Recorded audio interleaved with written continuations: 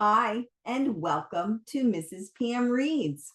Today we're continuing in our story, The Great Gatsby by F. Scott Fitzgerald. So in the last chapter, Gatsby and Daisy met at Nick's, and I'm going to move this just a smidge closer, are reuniting basically from a previous relationship. Daisy's married to Tom, I think, and Gatsby is not. So we are in chapter 6, and it will be in 2 sections, so it's not too long. All right. So Nick had left, and Gatsby and Daisy are in his house. About this time, an ambitious young reporter from New York arrived one morning at Gatsby's door and asked him if he had anything to say. Anything to say about what? Inquired Gatsby politely. Why, any statement to give out.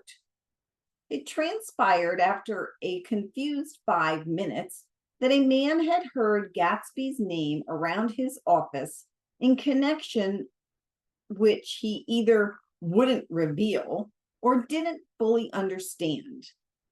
This was his day off, and with laudable initiative, he had hurried out to see, in quotes, to see.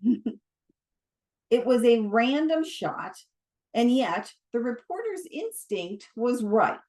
Gatsby's notoriety spread about by the hundreds who had accepted his hospitality, and so became authorities upon his past, had increased all summer until he fell just short of being news. Contemporary legends such as the underground pipeline to Canada, also in quotes, attached themselves to him, and there was one persistent story that he didn't live in a house at all, but in a boat that looked like a house and was moved secretly up and down Long Island shore. Just why these inventions were a source of satisfaction to James Gatz of North Dakota isn't easy to say. James Gatz, that was really, or at least legally, his name. He had changed it at the age of 17 and at the specific moment that witnessed the beginning of his career, when he saw Dan Cody's yacht drop anchor over the most insidious flat on Lake Superior. It was James Gatz who had been loafing along the beach that afternoon in a torn green jersey and a pair of canvas pants.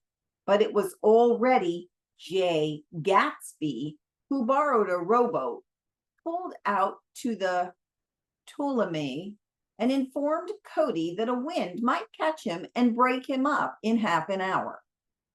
I suppose he'd had the name ready for a long time, even then.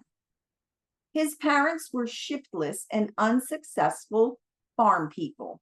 His imagination had never really accepted them as his parents at all. The truth was that J. Gatsby was West Egg, Long Island, sprang up from his platonic conception of himself. He was a son of God, a phrase which, if it means anything, means just that. And he must be about his father's business, the service of a vast, vulgar, and meticulous beauty. Meretricious? I don't know. That's a weird, I don't know that word. I mean, I've never seen it before. Meretricious.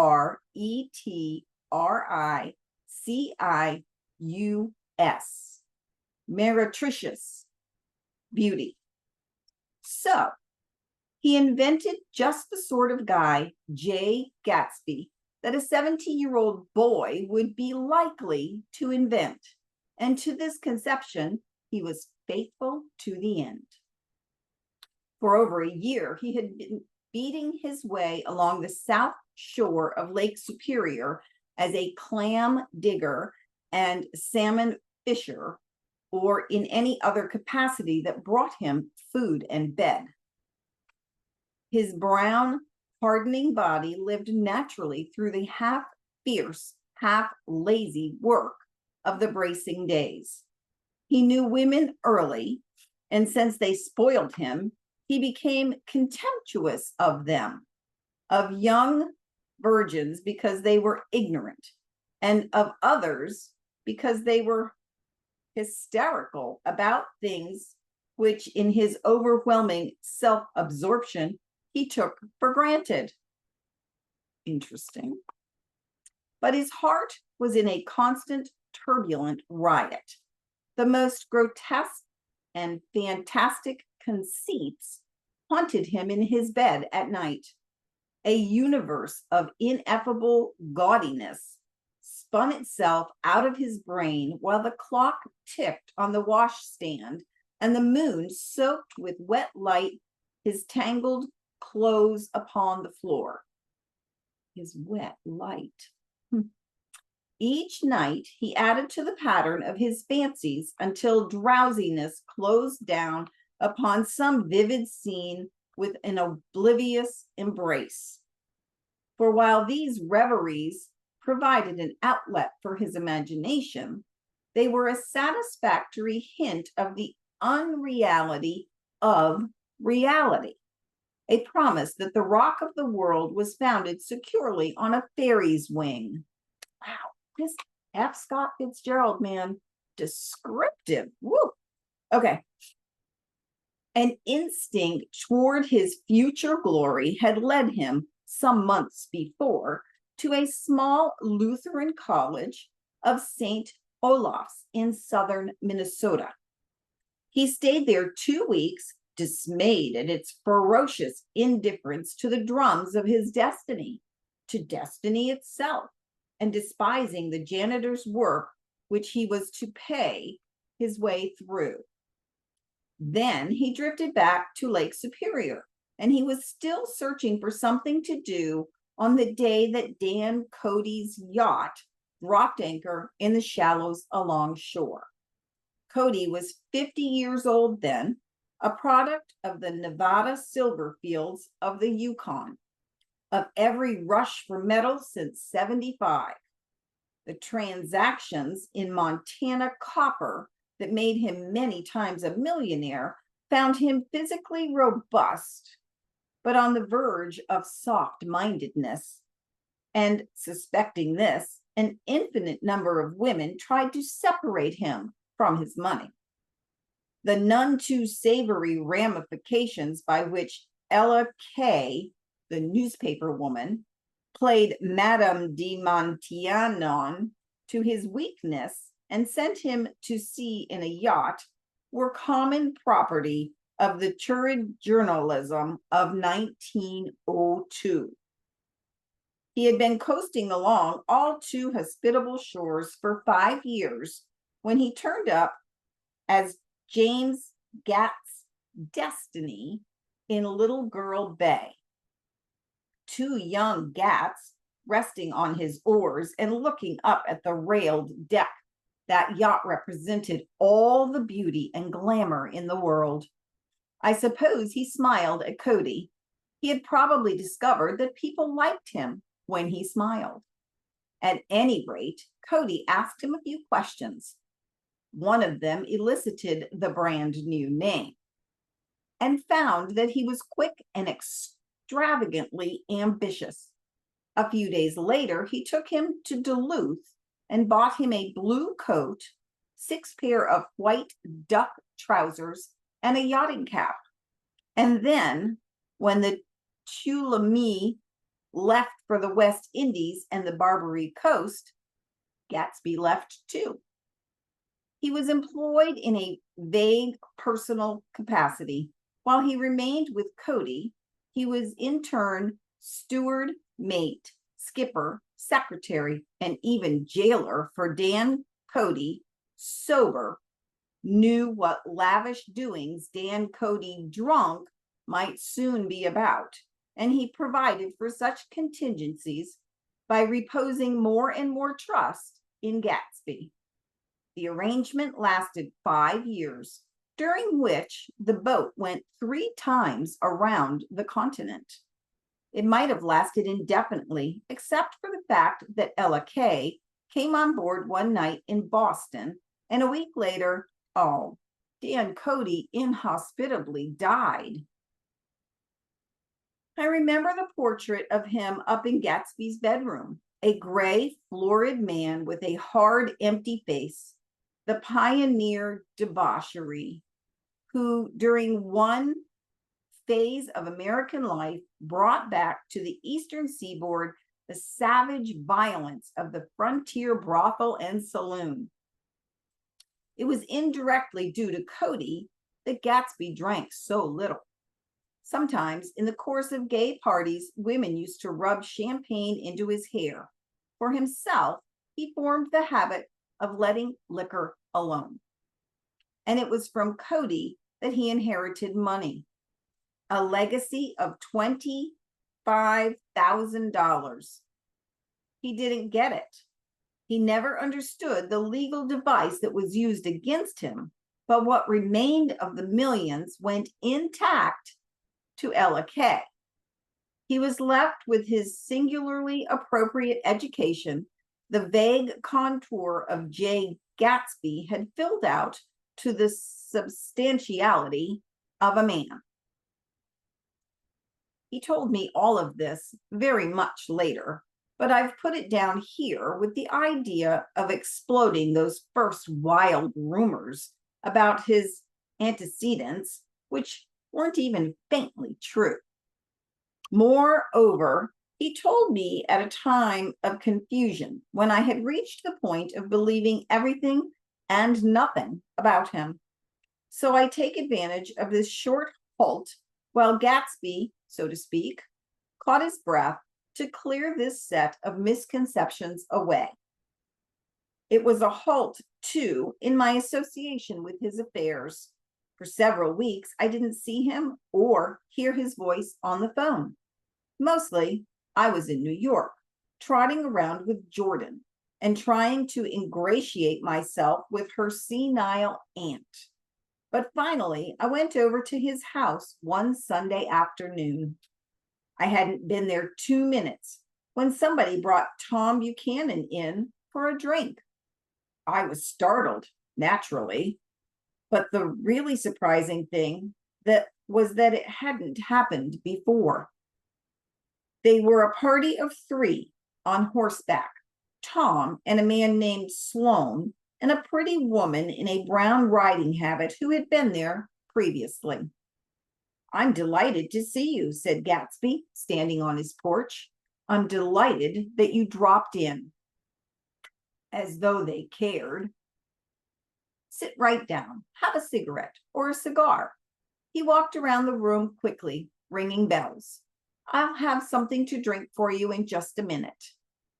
He was profoundly affected by the fact that Tom was there, but he would be uneasy anyhow until he had given them something, realizing in a vague way that that was all they came for.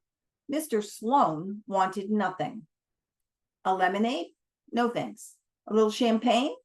Nothing at all, thanks. I'm sorry. Did you have a nice ride? Very good roads around here. I suppose the automobiles? Yeah." Moved by an irresistible impulse, Gatsby turned to Tom, Daisy's husband, who had accepted the introduction as a stranger. "I believe we've met somewhere before, Mr. Buchanan." "Oh, yes," said Tom, gruffly polite, but obviously not remembering. "So we did. I remember very well. About 2 weeks ago. That's right. You were with Nick here. I know your wife," continued Gatsby almost aggressively. "That's so?" Tom turned to me. "You live near here, Nick?" "Next door." "That's so?" Mr. Sloan didn't enter the conversation, but lounged back haughtily in his chair. The woman said nothing either, until unexpectedly, after 2 highballs, she became cordial. Trying to get out of this little ray of sunshine over here. We'll all come over to your next party, Mr. Gatsby, she suggested. What do you say? Certainly, I'd be delighted to have you. Been very nice, said Mr. Sloane, without gratitude. Well, think ought to be starting home. Please don't hurry, Gatsby urged them. He had control of himself now, and he wanted to see more of Tom. Why don't you stay for supper? I wouldn't be surprised if some other people dropped in from New York. You come to supper with me, the lady said enthusiastically. Both of you. This included me. Mr. Sloane got to his feet. Come along, he said, but to her only. I mean it, she insisted. I'd love to have you. Lots of room. Gatsby looked at me questioningly. He wanted to go, and he didn't see that Mr. Sloane had determined he shouldn't. I'm afraid I won't be able to, I said. Well, you come, she urged, concentrating on Gatsby. Mr. Sloane murmured something close to her ear. We won't be late if we start now, she insisted aloud. I haven't got a horse, said Gatsby. I used to ride in the army, but I've never bought a horse. I'll have to follow you in my car. Excuse me for just a minute. The rest of us walked out on the porch where Sloane and the lady began an impassioned conversation aside. My God, I believe the man's coming, said Tom. Doesn't he know she doesn't want him? She says she does want him. She has a big dinner party and he won't know a soul there. He frowned. I wonder where in the devil he met Daisy. By God, I may be old-fashioned in my ideas, but women run around too much these days to suit me. They meet all kinds of crazy fish. Suddenly, Mr. Sloane and the lady walked down the steps and mounted their horses. Come on, said Mr. Sloane to Tom. We're late. We've got to go. And then to me, tell him we couldn't wait, will you? Tom and I shook hands, and the rest of us exchanged a cool nod, and they trotted quickly down the drive, disappearing under the August foliage, just as Gatsby, with his hat and light overcoat in hand, came out the front door. And we are going to stop there because that's about midway through the chapter. I don't know about this Gatsby. He like, I don't know, he doesn't have common sense or street sense, but he's certainly got lots of emotions. And he seems to be pretty smart. All right, you guys. Well, we'll have to see now that these people have left. It's just Nick and Gatsby. We'll have to see how the rest of chapter 6 ends when I see you next time.